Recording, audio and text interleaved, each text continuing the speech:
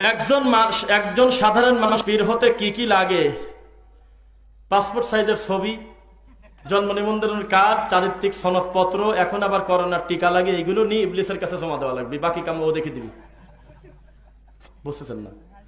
প্রশ্ন করছে একজন সাধারণ মানুষ কি করলে পীর হতে পারে।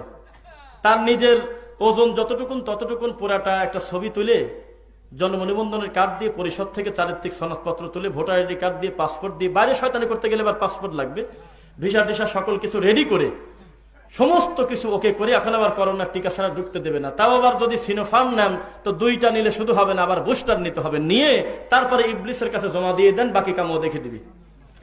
আরেকটা প্রশ্ন, মুরিদ হতে কি কি লাগে? একই সাথে লাগছে। মুরিদ হতে লাগে হলো শনিবারকে বলতে হবে মঙ্গলবার, রবিবারকে বলতে হবে বৃহস্পতিবার।